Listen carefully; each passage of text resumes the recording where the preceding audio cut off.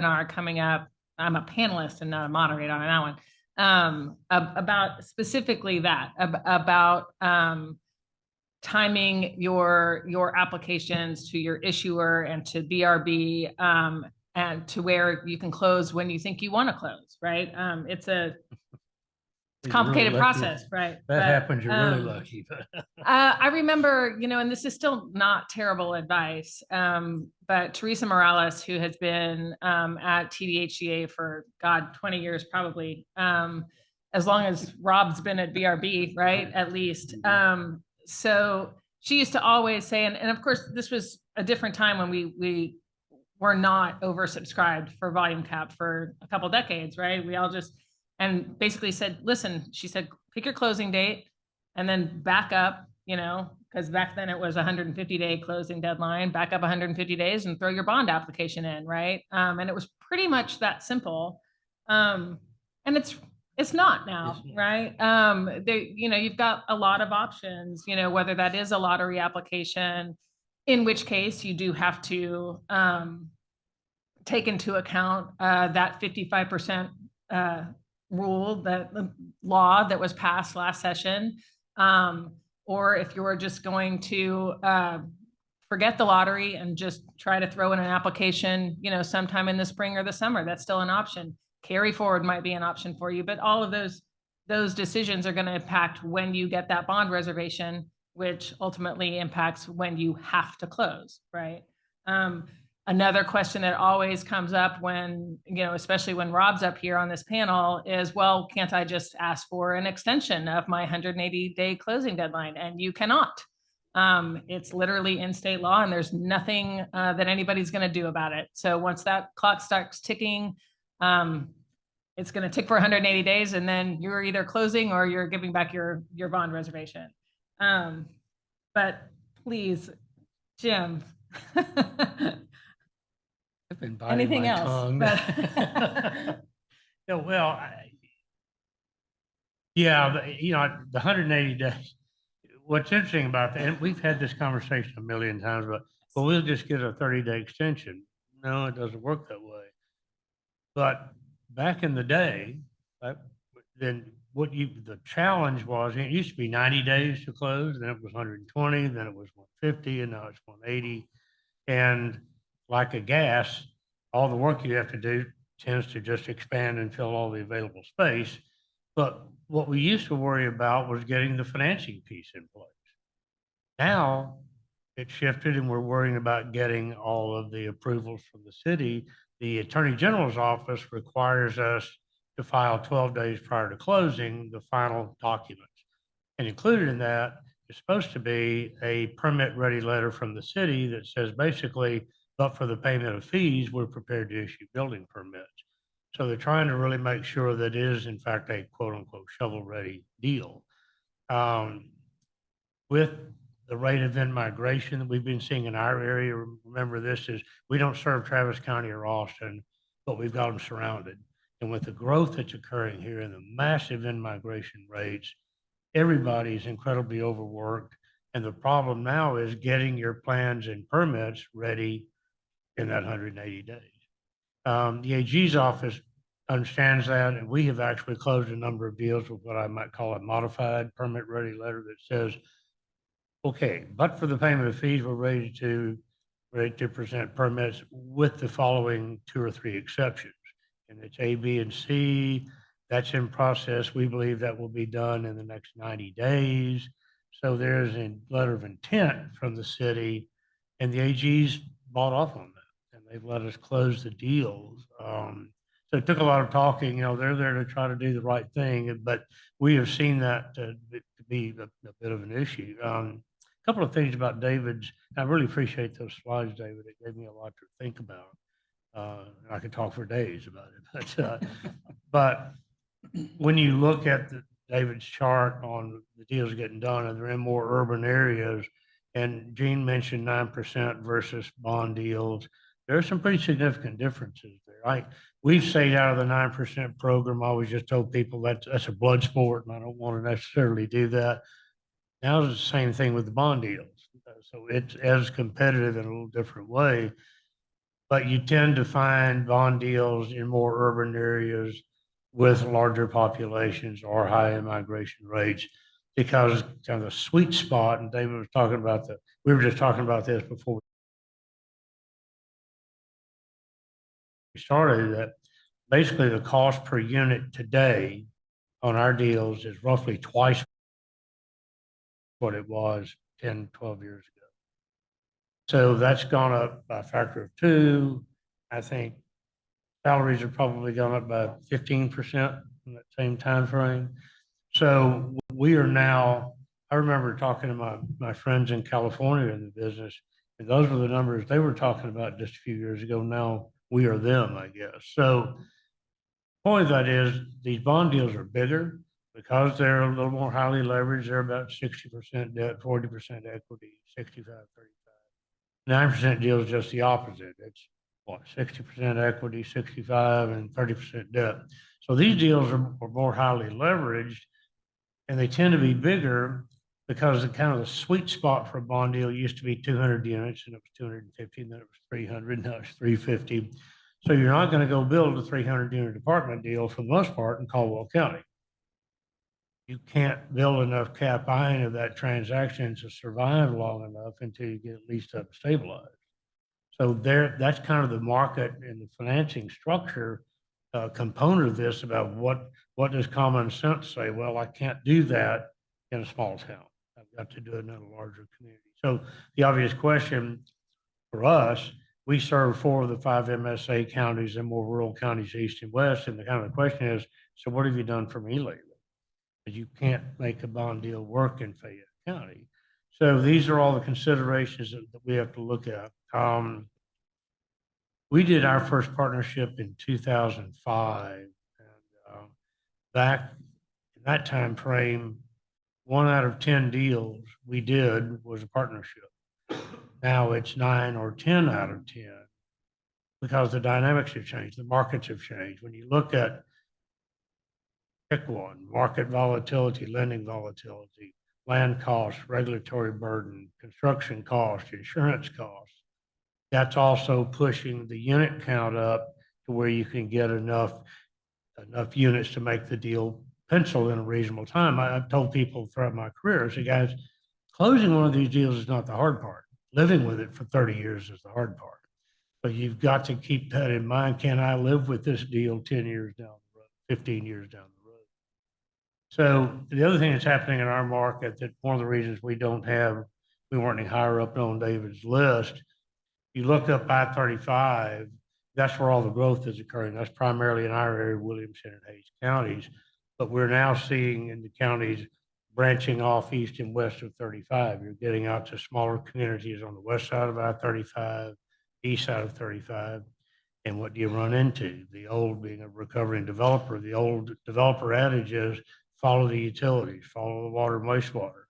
So when you start getting out into these smaller communities, in fact, we've got one deal that we've been working on. I kept saying, guys, they can't get you water. It's talking about the timing on the 180 days. So that deal got dropped. So we've now been 3 years on this one deal. And the city manager finally fessed up, said, it will be 3 years before you can get your water. So those are the kinds of things that are also driving the market about where do you go? There's land, there's growth in towns like Taylor in East Williamson County. A small company from Korea built a plant out there. Samsung. That's what it was. Like the second largest construction project in the world. So you've got a community that's gone from being a cotton farming community to being a high-tech hub almost overnight. And this is a huge shock. But that's what's happening is that, when we look at doing a multifamily deal and we complain about, well, it took 2 years to get that deal put together. I go way back in my career. I ran the the CIP program, capital improvements program for the city of Austin, working on everything from nuclear power plants to airports to hospitals, water, wastewater treatment. But while we're spending 2 years stressing about getting a multifamily deal done, they're looking at water plant improvements, wastewater plant improvements. Those are 12 and 15-year projects, just getting public approval. We've got a deal up in a county north of here a little bit. We've been waiting 3 years for a wastewater interceptor, public wastewater interceptor project.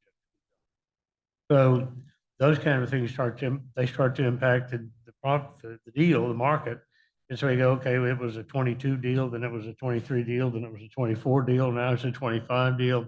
So we're being delayed in being able to bring product online to meet the in-migration and the population growth because of those kinds of issues. So you never know quite, the thing I tell people like at TALFA conferences is people ask me about Capital Area. And I said, well, we're a real estate finance and development company. And people kind of freak out and I go, well, what did you think we were doing? Affordable housing, right? That's real estate development, real estate finance. These are all real estate transactions. They have to make sense or you can't do the deal. So all of that's changing all of the time, and we're trying to figure out what's the sweet spot? How do we modify our business model to remain relevant in the given market that we've got today? So that's been part of the challenge, the thing that we're always looking at, trying to help developers figure out how do we make this deal work? These 30% units, most of these communities now, in fact, I've had this conversation 1,000 times. You have to understand that public leaders really don't have any idea what's going on the other side of the table. What's happening to get this deal financed, to get it done? What's the developer having to do? So they say, well, we want, a third of the units to be 30% AMI, and we want 20% to be market rate. I tell them, well, you just killed our deal, and here's why. Those 20% market rate units haircut our tax credit equity under eligible basis by 20%. So you've killed the deal on the front end. If you have a large number of 30% units, they will not pay their own way, you've haircut the NOI on the deal. It's back to living with it long term. So you've had these policy discussions for decades, trying to help people understand you pass this policy, here's what happens in the market. You're going to kill the ability to do the kind of housing you said your community needs. So you have to find that middle ground. Because in the end, we have to go out in the market to sell it. You got to have bond buyers, you got to have equity investors. The deal, because what they're doing is underwriting that real estate transaction. All of these bond deals done in Texas are closed indenture transactions. In other words, we're not putting our financial statement up on the line. They're underwriting that transaction. So, it's a moving target all the time. Yeah, and that you made me think of a comment that you made earlier during your presentation about not as many nonprofit deals and some more for-profit deals. And I know just from my own experience, I just celebrated my 10th anniversary with PedCore. And we're a for-profit company. But when I started with them, the first few deals that we closed, we closed, like everybody wants to, bought the land when we closed on the rest of the financing. Well, that has not been the case in the last, I don't even know how many, the last probably 7 deals that we've done. We've had to take down the land long before we were able to actually close on the transaction. And that's tough to do, right? I mean, it's a big commitment, right? It's not a couple bucks. Especially at today's prices. Right. And it speaks to, just that capacity, that willingness to take that risk, right? Especially if you're not in the business of land banking, and the understanding of how long these deals are taking now, right? And although the 180-day closing does help, right? It's easier than it was when it was 120. It still takes a lot of coordination to figure out from the time that I'm out there looking for a piece of land. I know that it's going to be 2 years, but between the time that I'm sitting here going, oh, we might want to buy this piece of land and develop something on it, to the point where we're actually closing on the transaction, right? So right there, like that's your starting point, I mean, maybe if you're lucky, it's 18 months, right? But well, we tell developers, particularly developers who are new to Texas, is that when you come in, you get that inducement resolution, you go to the bond review board with that application, you better plan on hitching up to the saddle and working 24/7. That's what it's going to take to get the deal closed. And if not, you're going to be $1 million in cash into the deal. Because remember, to get that permit ready letter from the city, you have to have all your civil plans done, all your third-party reports, architectural plans. It's got to be ready to go put up silt fence and mobilize the contractor. And that's a $1 million investment. And, you know, we've looked at and have bought a few sites. And that's one of the things we can do to try to help. We have the capacity to do that. Remember that those of you not familiar with housing finance corporations operating under local government code 394, section 905 of that says anything that we own is exempt from ad valorem taxes. So if we go buy a piece of dirt, then I don't really have any carry cost. I mean, I can go write a check, pay cash for it. We don't have, you know, a 12% loan we got to service to do that. So there are ways we can try to work to help get deals to happen. But Gene's right. You sit back and look at it, okay, I may be sitting on that land for 3 years before I can go build my way out of it. And that's the only way out of that hole is to build your way out. Yeah, I think the cycles are kind of interesting to look at. I mean, coming kind of out of COVID, there was a lot of pent up demand and markets were generally very tight. And there was good differential in rents from market rents on the affordable housing properties. And kind of, I felt like almost most of the markets that we looked at deals in, you really could, with a straight face, show a 15, 20% at least differential to the market rents that are really there. We've come back with some of the building that's happened over the last several years on the market rate side. Take a market like Austin, where there's been so much building going on.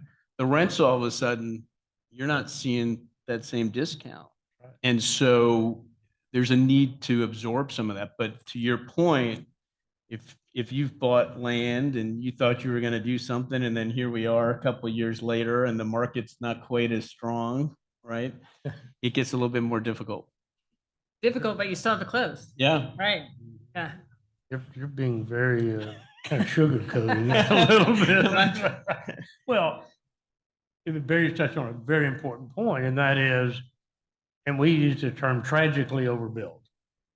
Austin's been the most overbuilt luxury apartment market in the United States of America.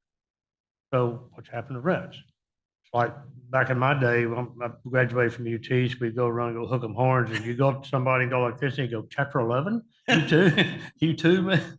But that's where the market is today. What you find in this area today, in many cases, market rate rents are right at 60%.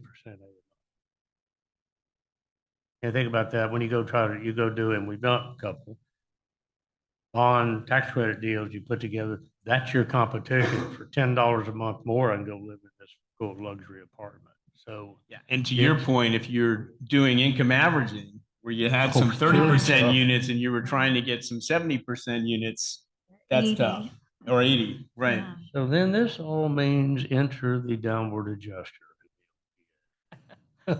Perhaps. So these deals, yeah, they were tough when we started working on them. They're tougher today in some cases because the market's moved away from us.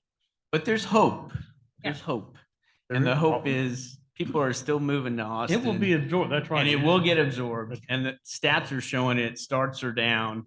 Just got to be patient. This is why I wanted my magic 8-ball, because everybody's calling me wanting to, how long is this going to last? You've been through 3 or 4 of these. Is it going to be, man, I don't know. In 2 years, 2.5, those units will be absorbed, but it's going to take X amount of time. And I don't have any magic 8-ball to tell you how long that'll be, but people just have to figure out how to survive until the market kind of comes back. And that's, it will, but can be tough. It will. It'll come back. Yeah. So you can see, from this slide, the very first bullet point is issuer communication. And so, you have your site now, you've confirmed suitability. Next, it is time, as evidenced by Jim's comments, you want to communicate with the issuer, because the issuer has tremendous knowledge, way more than you have, in and a Jim Shaw here, or a David, from the state perspective. And so they can help you. Like they are there to facilitate the transaction. They do have their policies. They have knowledge about local subsidies. They will have certain timing requirements that are very important for you to understand. They have a team in place with their attorneys and financial advisors, and they have knowledge about your ad valorem exemptions and sales tax exemptions. Jim, anything on any of those other topics that you would like to share thoughts on? Yeah, I feel like doing this. Yeah, it's been a tough legislative session, put it mildly. Speak freely. Oh, yeah. There's been Speak some- freely, please. yes. Some bad actors, as it relates to this exemption. We've been doing them, as I said a minute ago, since 2005. And when there's a partnership, like we partner with Gene's company, that's two legs of the stool. The third leg of the stool is a community. When we go talk about an ad valorem exemption, my mind is really pretty straightforward conversation. How affordable is affordable enough to warrant that ad valorem exemption? Can you make an argument that doing that meets a public purpose? Because you're selling it to you're out talking to a community, and you're talking about the long-term implications of this to a mayor who's up for reelection next year. A little bit different mindset, perhaps. But we have always done that, done it very successfully, because we believe in trying to do payment in lieu of taxes. So when we underwrite a deal, Laura brings a deal to us. Does it work with taxes in it? If it does, kind of makes it difficult for us to even talk about doing a partnership. What is the basis for us coming in, doing a partnership, and keeping that off the tax roll? So when we underwrite it, we say, okay, it won't work with taxes, but let's do some stress analysis and figure out how much could it pay. Remember, you're underwriting a transaction you're going to sell in the market, so it's got to make sense financially. So maybe it can pay 40% of the taxes. It won't undermine the deal. So now you've got X dollars in your hand to go offer something to the community. It may not be, because the deal will still work at that. If the deal can't afford anything, my philosophy has always been, the developer and I probably will be talking about this and deciding, do we really want to do this deal? Again, we have to live with it for 30 years. If it's that skinny, it stubs their toe, it may be in trouble. So we've taken that common sense approach, go to the community. And there are two things under Texas law that I kind of figured out a long time ago, that may make that pilot payment more beneficial to the community than getting the taxes. One, in the school district, virtually all of the school districts in our area are what are called Chapter 41 districts under the Robin Hood School Finance Program in Texas, which means they're a donor district. So they may be sending 30 or 40 or $50 million back to the state of Texas every year. We come in with a pilot payment, and I figured this out going to Round Rock to meet with the school superintendent years ago. I went, I'm looking at this all wrong. And after I explained it, she turned to her lawyer and said, well, is he telling me the truth, or is he telling me a story? He said, no, nobody's ever thought of that before. But we give them a pilot payment of X dollars. That is money outside of Robin Hood. That's free money to that school district that they can put in their budget, and they can decide the highest and best use of those funds. So the first couple of years, I always get the trustee to send me the check, and I drive it out and hand deliver it to them. Say, Merry Christmas. So they now offer me a cup of coffee instead of throwing rocks at me. That same thing now applies to local government, both at city and county level under Senate Bill 2 that was passed in 2019. There is a 3.5% annual growth cap, revenue growth cap for ad valorem tax-based revenue that's in effect. So same situation. It's taken a lot of education, but you go to a community and say, Instead of paying the taxes, it goes into your operating budget or your sinking fund debt service budget. We come in and give you X dollars as a pilot payment. Number one, that falls outside that 3.5% cap. And the city council or the county commissioners court gets to decide what's the highest and best use of those funds.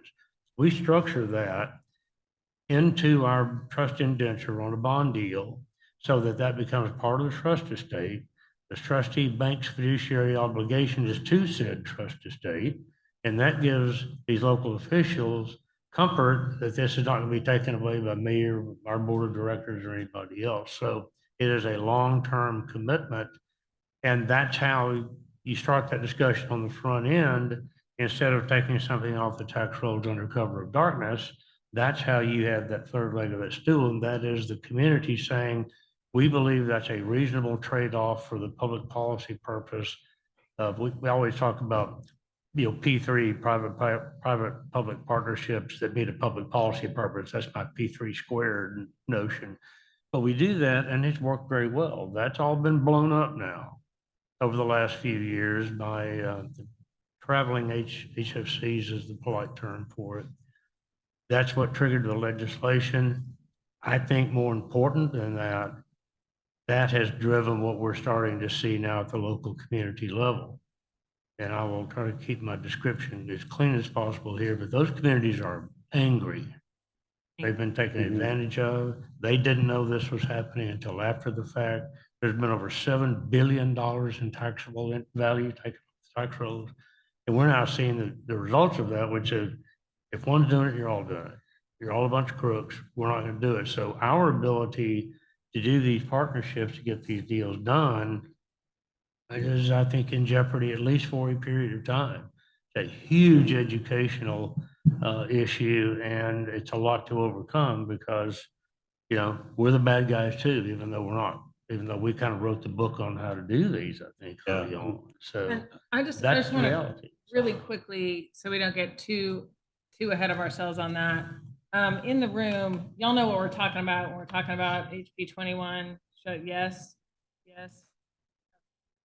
And somebody can correct me if I'm wrong, but I think most of that new legislation actually does not apply to tax credit deals. That's right. But to Jim's point, it doesn't make the problem go away that, all of those headlines and all of those papers, that makes all of us the devil, right? Because folks are not really seeing necessarily the difference between the traveling HFC and a local, capital area or a T-Shack, and in a 4% tax credit That's a good and point. tax exempt bond deal. All those They're not problem seeing those deals- distinctions, right? Yeah. So although the legislation might not technically impact, how we're putting these deals together, it certainly does impact the way that we're communicating with That's elected right. officials and community organizations. Yeah, the real problem with all the conventionally financed deals, Yeah. definitely, but nobody differentiates that. And I know we've got some questions here too, but I want you to be able to finish. The folks that have, I did get them, so I want you to know I've gotten them and we're going to get to them too, but Okay. let's keep going. Let's keep Yes. rolling. All right. So other best practices, have you heard the term equity drives the debt? I have. So, seek your tax credit equity as at the very beginning, because different equity investors have different requirements on how they want to see transactions structured. They may want to provide construction financing or permanent financing. And Barry, this is a perfect topic for you to weigh in on. Yeah, well, we don't do a whole lot of tax credit equity investments. We do some, and definitely we miss out on some deals because the equity is in fact the driver. And these days, particularly on large tax exempt bond deals, the market has gotten softer. And so the price per credit that you're able to get, particularly in the larger deals, it's been difficult in that you typically need to have multiple parties coming to the table bring equity to the table. And the bigger it gets, the more parties you need. And it has definitely gotten softer. So I agree with Helen. That is definitely the driver. There's a lot of debt out there. I wish there wasn't as much competition on the debt side, but there is a lot of debt opportunities. The equity side is definitely a thinner market. And so getting started early on that, oftentimes figuring out how to cobble together multiple investors, working with syndicators or working directly with direct investors is real important. We've been able to, with our small amount of equity, work on some real large deals. And because we really like the financing side, the tax exempt financing side on it, not just the construction, we actually like the permanent side more than we like the construction side. And as a result, we can only be 49% of the equity in a tax exempt deal, or else we would be a substantial user, which would mean the interest that we get would end up being taxable. And then depending on issuer fees, we would potentially mess up some rules, and bond issuance would be deemed not to be issuance, and you may not get your credits and all kinds of complicated fun tax law stuff. So we end up trying to be 49%, and we look for a partner to be 51%. And we've had some good success doing that, but definitely tax credit equity market is getting a bit soft. And I heard one comment that's on the morning panel that I have to admit I hadn't really thought about. You know, we're all celebrating the fact that, you know, we got that 12% increase on the 9% credit, and then also the 25% test, which potentially, you know, the idea is that results in more deals, right? And whether or not that's going to be the case in Texas, across the nation, that's the idea, right? But more deals means more 4% credits out there in the market. And then we've already got this increase in the 9% credits in the market, which means pricing, right? Which is unfortunate. You know, our celebration only lasted like 30 seconds, I guess. Like, I guess you get what you asked for. I don't know. But well, I was going to touch base to both Helen and Barry's point too on the timing of things. One of the big things that folks, particularly who are experienced 9% developers, really kind of miss out when they're converting over and starting to do bonds is the timing of when you're going to look for your equity and your debt. So right now you're all going to dinner, having lunches, having meetings and talking with different investors, different lenders. And by the end of this week, you'll know absolutely you've got your credits, and then you'll really start figuring it out. Of course, you applied 7 months ago. When you go ahead and submit your bond application to an issuer, and particularly if you're in the lottery, but even sometimes not, we need to know that when, as an issuer, who your tax credit investor is going to be and your lender, because again, we're not going to get a break. We're not going to get extensions. We don't get to go to TDHCA and say, hey, can you extend my 10% test deadline? Can you maybe roll my tax credits from 25 into 26?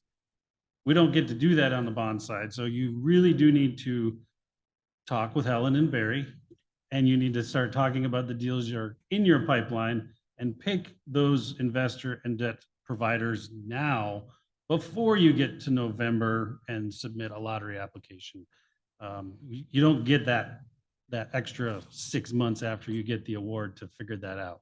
And this is relevant to a question that was asked on the app here, which is there a distinction between site selection and site control to begin your issuer communication? And I'll let David and Jim, if they want to talk about their own policies. I will tell you, I know this from experience, there's no law that says that you have to have site control to go to an issuer and get a bond inducement. I know this because we've done it.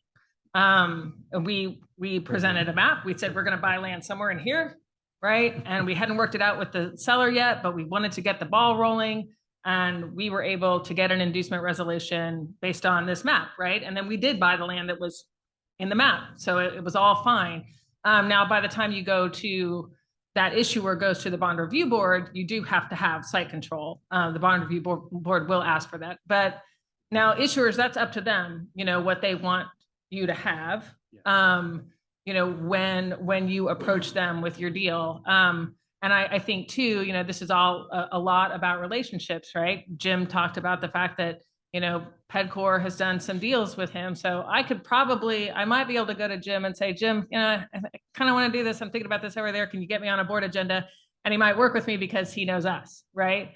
But it might not be the same answer for another sponsor. Or maybe, their board changes their policies one year. If your board turns over and they want to see something different before they'll approve that inducement resolution, that's really up to the issuers. But there's not a law out there that says you have to have site control. No. Right, total policy issue. Yeah. Well, yeah, and I can tell you that our view is we will accept and issue an inducement resolution without absolute site control. But obviously, like you said, it has to be in place by the time we go to the BRB. But one of the things that we make clear in our inducement resolution is this is not a guarantee that we will issue the bonds. That's an inducement resolution that says this is step one, go to the BRB. But it's not until final approval of the bond documents way down the road that we actually are obligated to issue the bonds. And maybe we can go back to the 25% test, because I think a lot of folks have that on their Yes. mind. And as you noted, has been said before, the notion of, yeah, it's nice that the test is relaxed. We don't need as much allocation, but the equity pricing, demand and supply will be impacted and likely, lower pricing. But it does suggest various things moving to the 25% test. Like, we are accustomed to almost always seeing more construction tax exempt bonds than permanent bonds. And that likely will diminish significantly. And, with some issues not having short-term, construction bonds. Another thing is that it underscores short-term cashback bonds have been very popular of late. And I believe that they will be very popular. I liken it to, I don't know if you all have seen Forrest Gump and the scene where they talk about all the permutations of shrimp and what kind of Popcorn, shrimp barbecue dishes. shrimp, fried shrimp. Well, there are just That's as about all the many, shrimps I know. We did not talk about this when we were preparing. just as many short-term cashback permutations. There's short-term cashback with taxable debt, short-term cashback bridging to tax exempt debt, like a city tax exempt loan. There's short-term cashback with no permanent debt if you have very low income and a lot of subsidy. There are, short-term cashback pooled transactions for an RD re-syndication. There are many, many, and it can size exactly to your 25% test requirement. And you can either, have a full taxable execution like an FHA loan or a agency loan, but also still bridging to a tax exempt execution. And I guess the one policy implication is, let's say your perm loan is 30% of the capital stack. Or let's say that you qualify for a perm loan that would be 50% of your capital stack. Can you have that many tax exempt bonds? Like, will the issuer or state policy allow you to do that? And David, I think So- you said something about in Texas. Yeah, Maybe that would we come have an up. interesting statute in Texas. So No drama. again, we only got to celebrate for like 30 seconds, and then we remember that we have this other law, which is in section 1372. I think it's 1372.0321, I think that sounds right. but I don't think I can actually quote the statute. But it basically says, and it's interesting because it's in 1372, which governs the bond review board, right?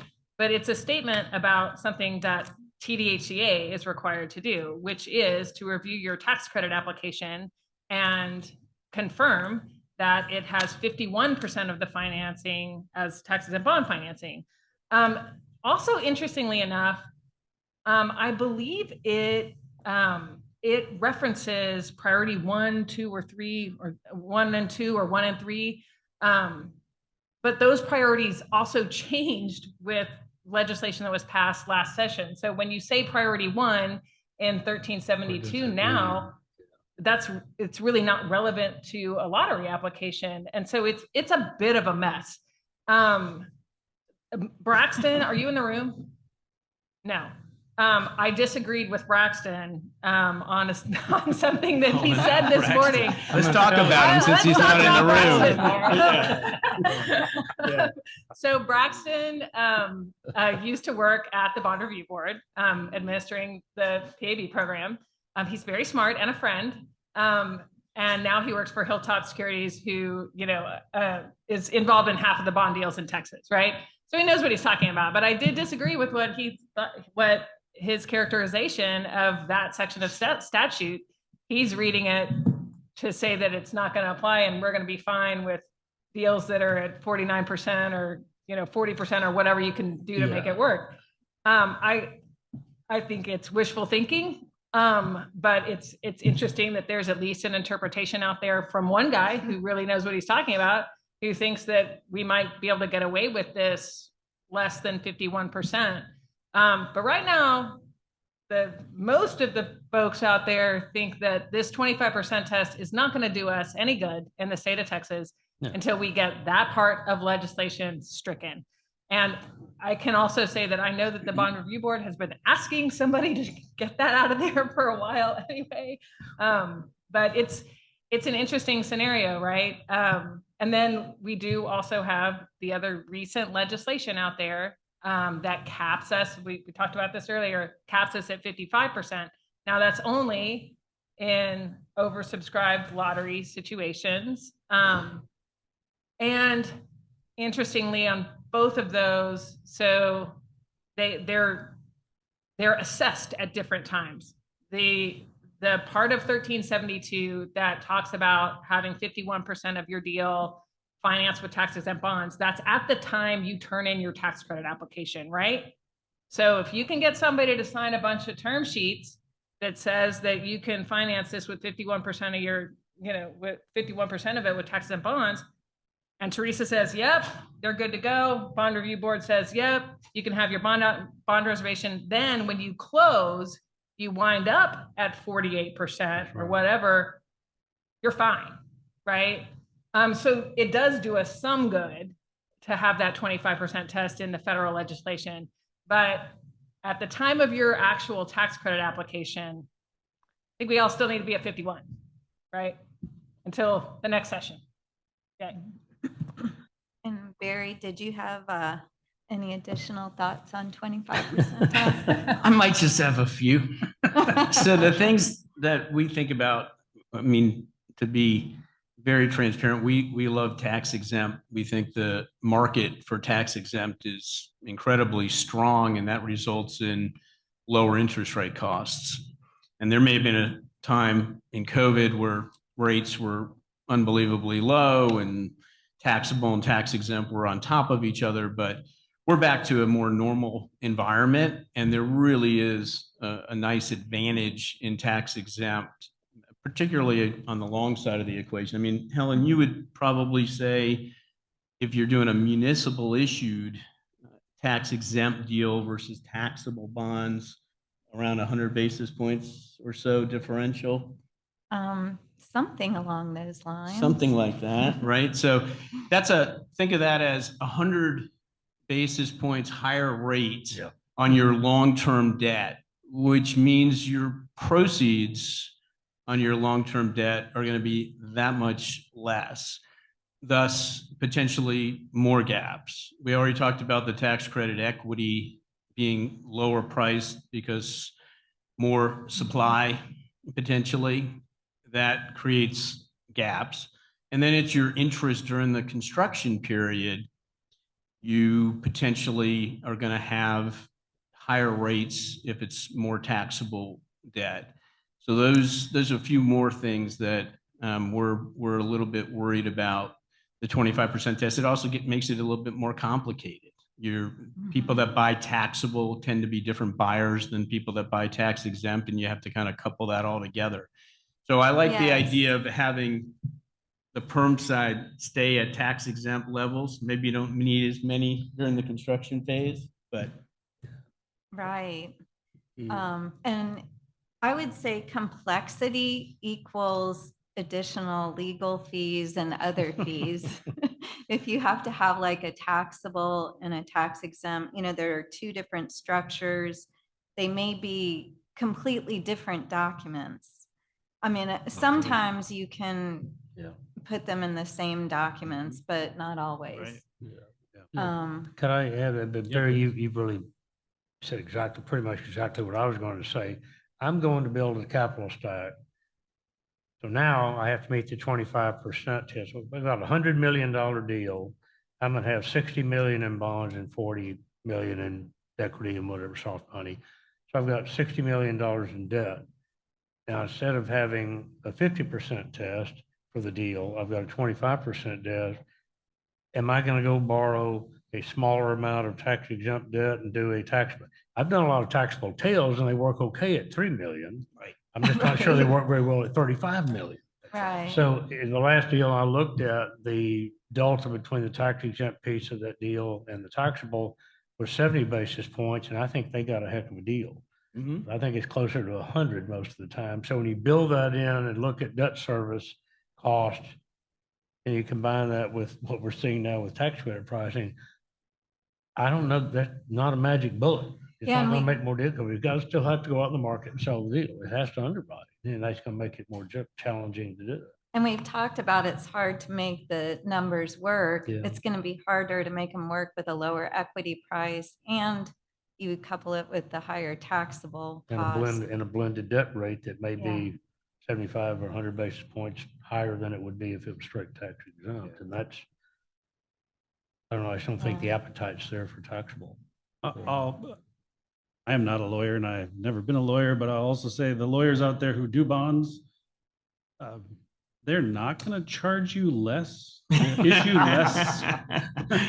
So, You shattered my belief system. Sorry. Yeah. But that, I know several people last week, I was at another conference and others excited about, well, I only have to issue 25% of my deal as bonds now, and that's going to save me a ton of issuance costs. Yeah.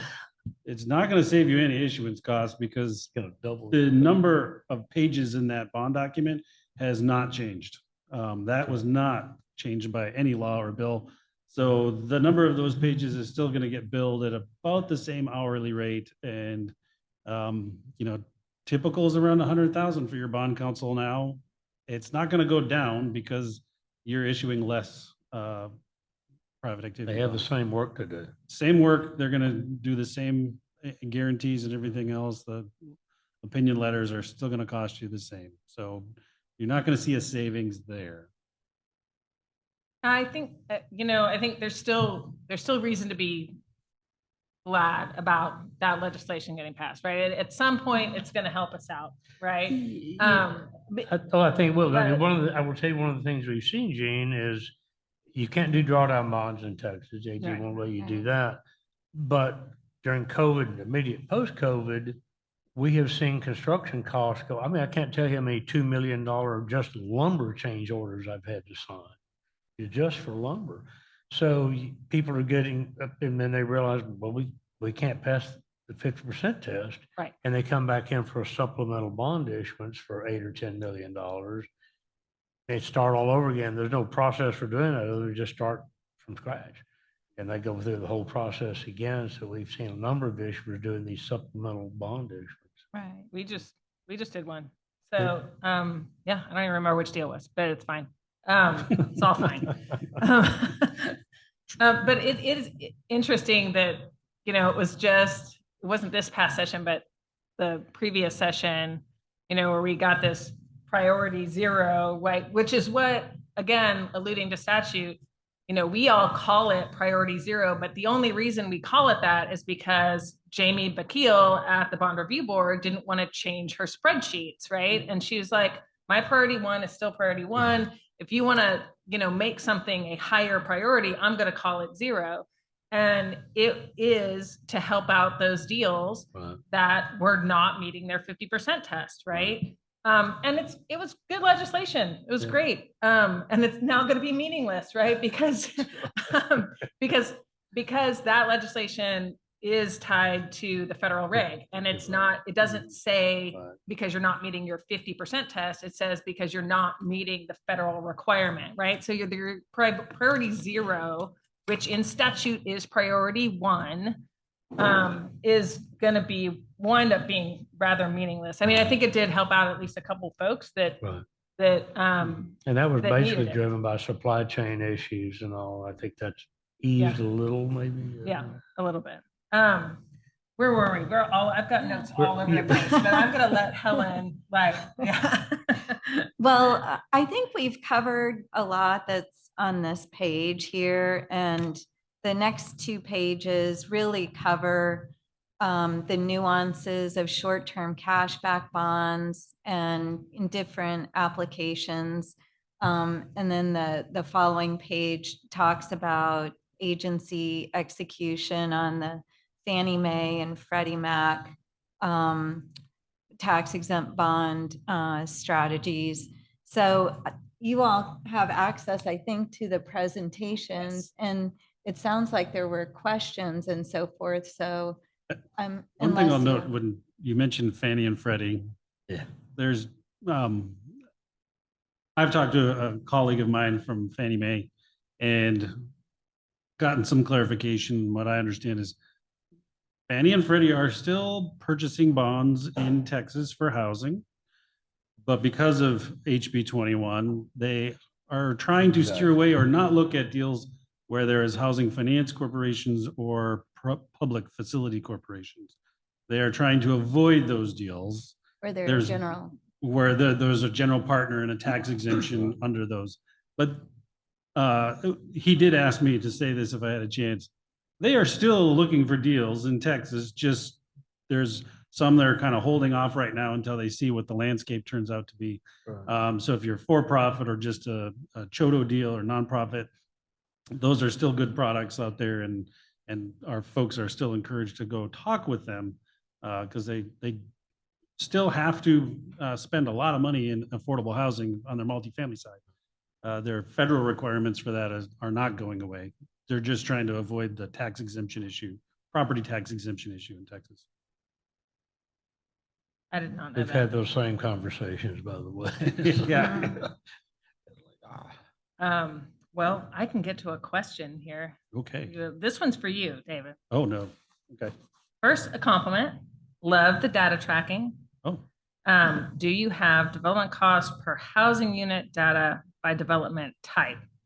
Seniors, supportive housing, et cetera. I think that was in your slide, wasn't it? We can, yeah, we've got some of that data in there. The data set's pretty large now. But yeah, that is some stuff. And if anyone does want to take a look at that, we are a public entity. And so I can go ahead and share that data with you. And that's not a problem. I can also run some tests and other information. Yeah. And another one, follow up on that, was how cost per unit was being calculated on that slide. Yeah, cost per unit is something that's actually in the underwriting report. So I just take what TDHEA is putting in the underwriting report as the average cost per unit. But that wasn't sticks and bricks. That's total development cost. They have it broken out, but we're looking at total development costs. That's Yeah, hard those and numbers that soft y'all were looking costs. at, that was total. Yeah, I don't break it down just of the sticks and bricks because I could do that, but I just haven't. Sure. Well, there's a million different ways to Yeah, categorize all of those anyway, right? yeah. So I'm not sure who this is. Well, any of us can take this here. In your experience, all of us, when is the optimal time for a developer to bring an engineer onto a bond project? How can engineers add The very value beyond beginning. technical plan production, especially in helping to navigate entitlement, infrastructure, or due diligence hurdles? I don't know if this is from an engineer. I'm thinking it is. But it Any sounds like engineers it's in the from an audience? engineer. Any engineers? Yeah, hey, hand. Okay, put that phone down. I mean, I'll say as the developer up here. I know. Right. And I'm remembering back to literally when I first got into this business, 2005. And I was working for a nonprofit and I didn't know anything at all. But I do know that there was a civil engineer who made my life a living hell. I can tell you that. And I can tell you, and I didn't really even know why. I know why now.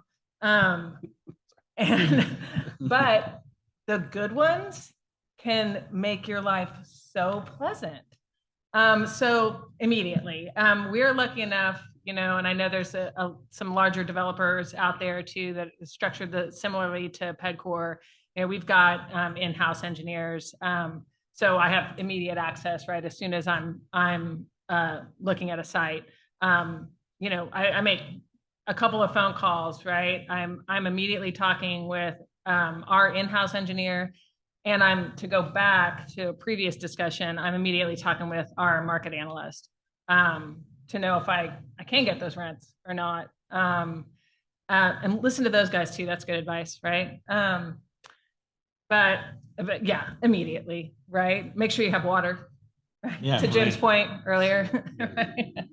Well, and if your engineer knows the community where you're developing, that's super important as well, because again, it's a total different thing. If you're going to go out to some markets, and even some larger urban markets are very efficient with their site review plan process, and that can go just a few months. I recently got through one that took 18 months to get a site plan north of Dallas, and it's taken us 2 months to fix a sidewalk. So it's just one of those things where if you know the community, the better your engineer knows the community, the better they'll be able to give you a timeline as well of how to get through all of that. And I've had experience with some really good ones who have, helped with zoning cases, right? And can make very practical arguments to elected officials about, the feasibility of one type of development or another, So they're a key aspect to all of these deals. Yeah, I mean, I would definitely agree with that. Find an engineer that has a relationship with the community, but being an old developer and a pretty semi-well-trained engineer, my belief is that I was a geologist originally, so I'm really focused on site development. That's where the surprises lie. Karst topography shows up, Oh, yeah. but if you don't get the drainage right, you don't get the utilities right, you don't get the soils right, doesn't much matter what you put on top of it and go vertical on, because that will make or break a deal. So we look very, very closely at that. And people call me all the time saying, what do you think about XYZ, engineer? Would you work with them? We go, yeah, but we like working with people that we know and have experience with in the area, and they know the community. That can shave a lot of time off a deal. And we're working on a deal right now where, we've had to bring in some backup civil work, and it happens from time to time. Sometimes the best deal you do is the one you don't do. If you have a bad site, right? Can I share my There's no such R4? thing We as got outside. our motto is Okay. R4, do the right deal in the right place with the right people for the right reason, or don't do the deal. I've never regretted deals we've walked away from. And you got to know when to just say, sorry, man, I love you, but I don't think I can partner with you on this deal for the next 20 years. So you gotta understand what you're getting into. Tell people, if you're treating me like this when we're dating, what's it going to be like when we're married? It could be a long-term deal. So I'm going to read these two questions just back to back because they're pretty broad. So what are the basic principles in constructing a bond deal, and how do you modify your business model to stay relevant? I guess I might turn to y'all to answer the basic question. I have my own answer, but it's not as going to be as intelligent as y'all's. What part of that? How to remain relevant? Basic principles in constructing a bond deal. You want to start? I was going to say, one of the first things that I would say is that, particularly if you've been building affordable housing, is that you really need to, it is going to look like a big mirror. A lot of things are opposite in bond world versus 9% world. Yeah. Timing is very different. Obviously, you've got a lot more equity you can depend on. We've actually, anybody who does watch the BRB tracker of deals that are being done this year, we've only got one deal that will probably get done this year. We've had several others that have applied, we've induced.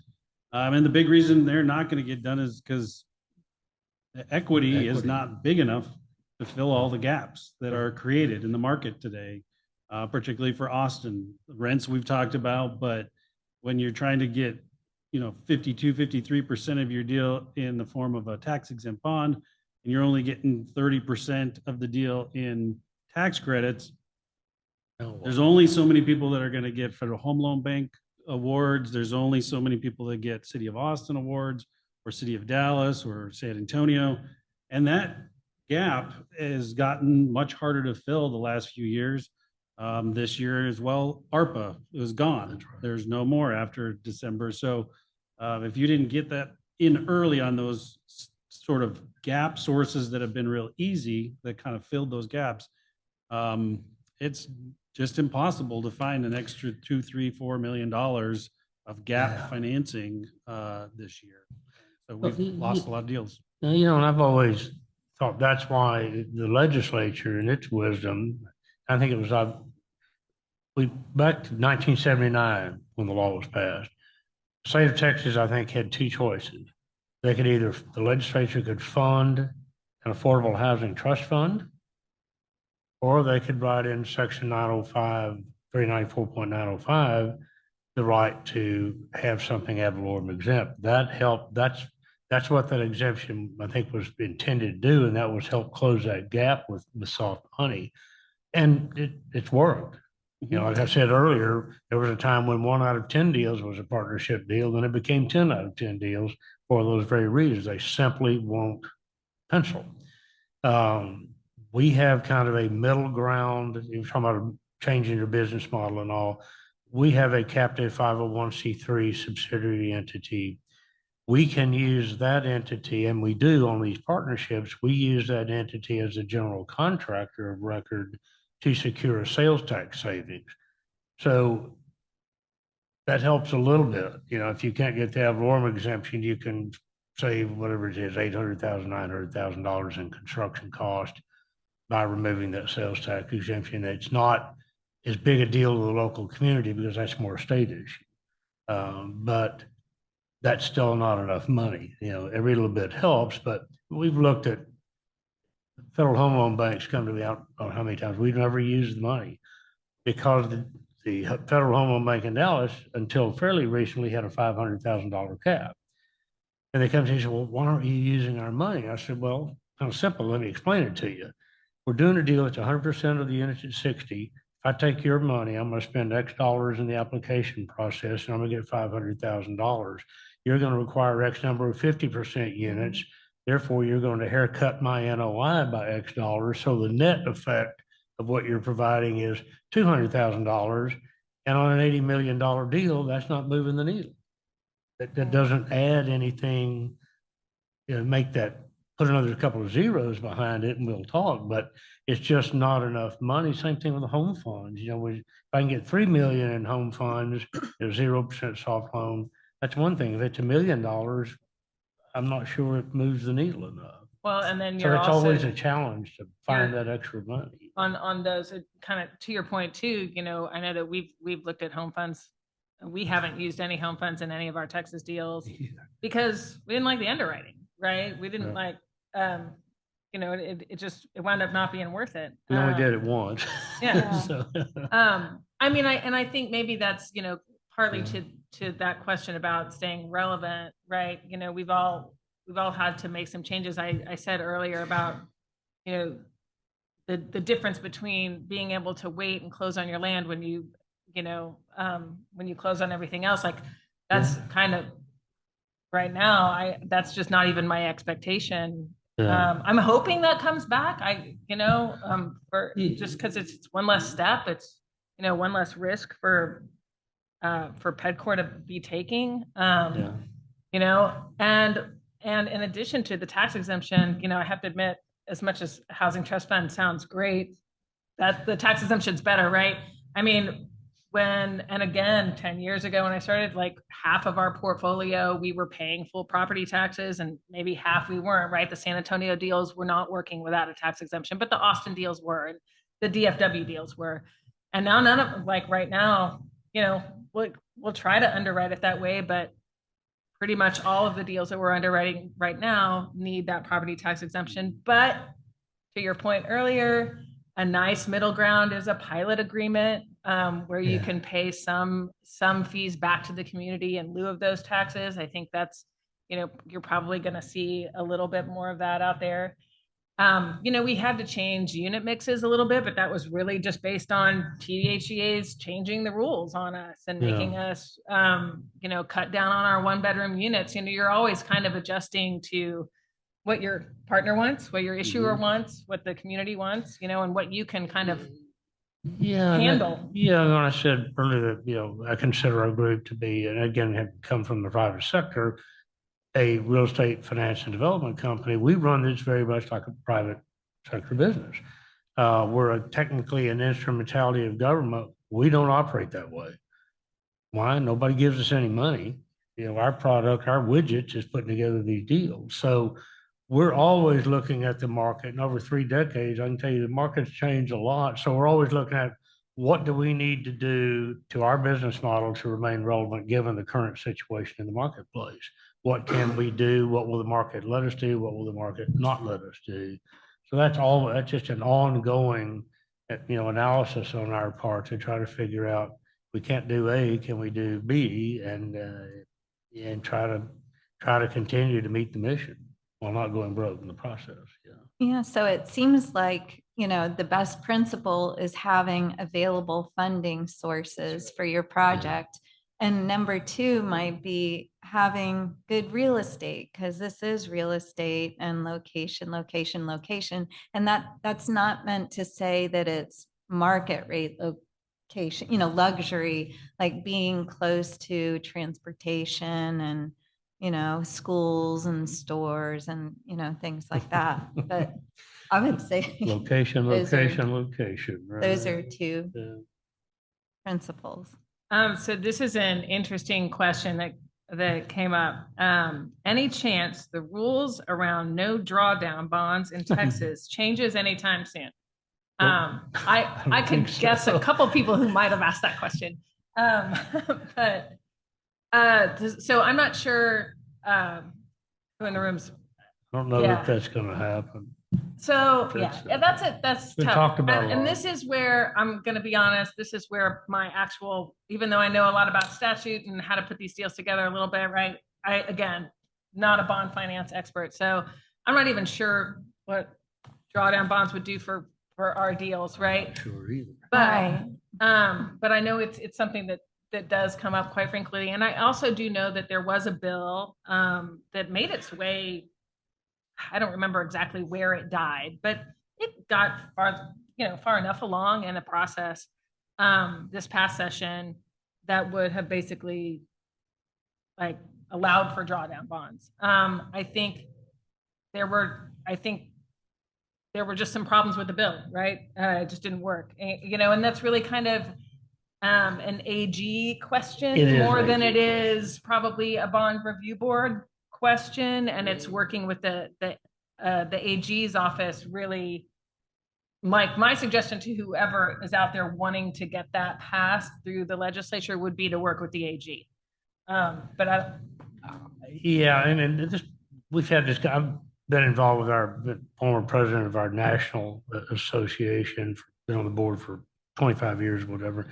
But we've had that conversation at the national level as well. And one of the things I think that the AG is kind of reacting to is there have been a number of pool bond deals, pool drawdown bond deals where somebody issues $100 million in bonds to fund 3 deals at some point in the future.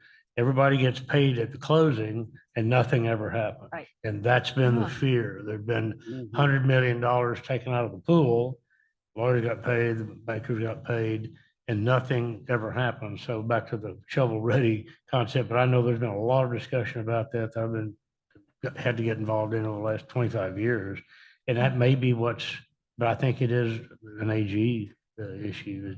Yeah, and. What is shovel ready? And a larger question that you just mentioned that also did come up at the morning panel was this idea of public purpose, right?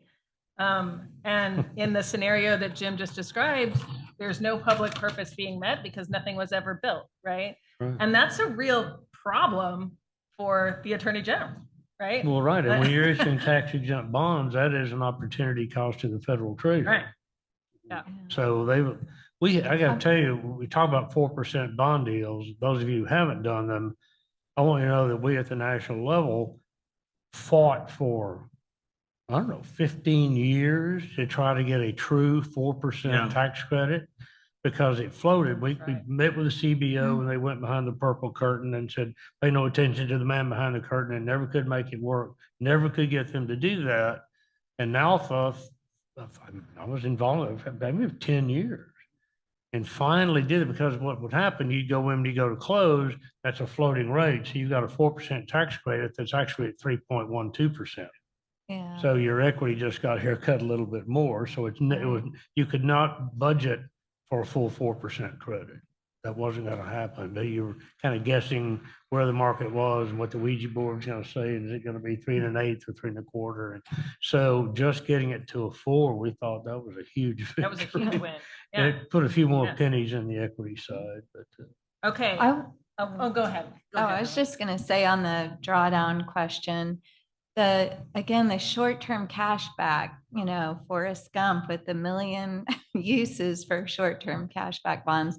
It really is a good Yeah. match with a taxable drawdown construction loan. And you do get tax credits on the interest on the bonds and the taxable construction loan. And when you add that to to any additional interest earnings you may earn on certain structures, there really isn't that much of a cost to structuring in that manner. But additional, I think that in Texas, I guess it's the AG again, won't let us use taxable drawdown bonds past about 12 months.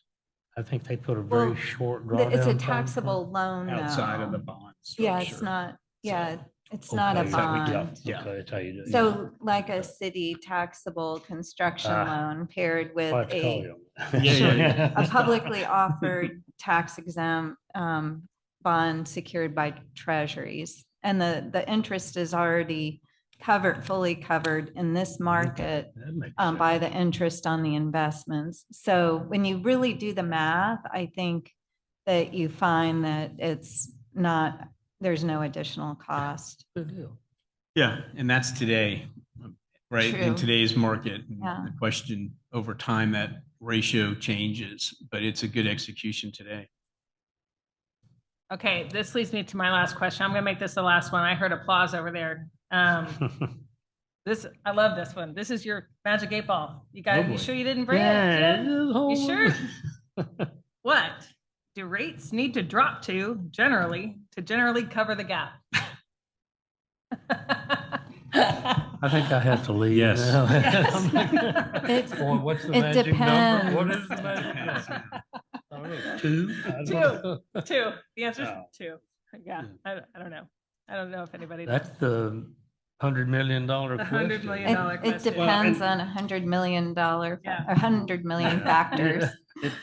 Exactly. And I mean, when I did first get into the bond arena at TDHA, when I started there, We were we were breaking records for the amount of bonds we were Yeah. issuing at the time, and interest rates were around 7%. Right. Yeah. So, That's I what's so mean, weird. We did deals at 7 and then they went nuts at 2 and now we're back at about 7 or so. Yep. It's hard to do, but maybe that's Yeah. all construction costs and Inflation, yeah. inflation and all that. yeah, there's so many factors. Yeah. And so it's, we've got younger people in our office and they're looking to buy homes and they're like, I don't know how I can afford a home at 6.5%. And I try to be sympathetic because the prices are so high, but at the same time, my first mortgage was 6 3/4. So, Yeah. and I'm just about done paying it off, Yeah, which but is that was great. on a $50,000 mortgage, not an $800,000. But it was a lot cheaper mortgage. Yeah, it was a lot smaller. So it's Just a yeah, little it's bit hard more to just look at interest rates Yeah. as a key factor. It would help. Yeah. For Yeah. sure, for sure. I mean, but there's been, we're all sitting up here and Jim, you were alluding to a time when we had these, floating rates for the 9 and the 4% credit, right? I remember that. That was nuts. Oh, right? yeah. Well, Your deal literally changed every month. This is Yeah, part right. of my party spiel. I come in and talk about variable rate demand notes and Ford starting swaps and everybody walks out of the room. Yeah, right. Nobody's Um, that crazy. But well, with that, any parting thoughts, any questions you want to yell out from the room, anything else? Somebody else asked a question, and someone called me with this question too, as if I have a magic 8 ball, which I don't, about the 2026 lottery, right? And if we thought that it was going to be oversubscribed and if the 55% rule would take effect. I have no idea, right? I don't think so. But I will say this, and there was some good data that Braxton, I'll give him a shout out, even though I disagree with his one comment. He did, Give it a shot. he did, I love him. He did a great job of going through some of the bond review board data and showing, I guess like what I want to say to my friendly competitors is that we don't need to freak out, right? Like even in these very oversubscribed years that are technically, and oversubscription is defined. And I think he even made the comment that it's a loose definition, and it's not loose. It's a percentage of the total bond allocation. If that is exceeded during the time in which you submit your lottery applications in October, then it's technically oversubscribed. And then suddenly the 55% cap takes effect. But even in these years where we've had a boatload of applications, and for us that have been doing this for a while, a lot more than we had seen in decades. I mean, there wasn't a lottery for 15 years, and then suddenly we have them just every year. And people are freaking out that they're never going to get a bond reservation. But I think every year, except for maybe one, I think maybe 2021, That's right. some lottery applications were left out. But in the other years, eventually they all got reservations. That's exactly right. Everybody's Getting an allocation. That bond review board log is ugly to look at on January 3rd, right? You're like, there's no way I'm ever getting a bond reservation. And then suddenly you're surprised when you have 4 days to turn in a tax credit application, right? It's nuts, right? But I thought, and that is very, very true. And I think that maybe part of the difference is, I think the last time I checked, putting in 9% tax credit application. it's also nuts. $100,000 or so. Cost you $5,000 or $10,000 to throw your hat in the ring on a bond deal. So people will take out, throw 5 of them out, hoping one hits. Yeah. So good luck, everyone, on the 9% round, the 4% round, bond reservations, all of it. All right. Thanks, y'all. Thank you. Thank We you. appreciate it.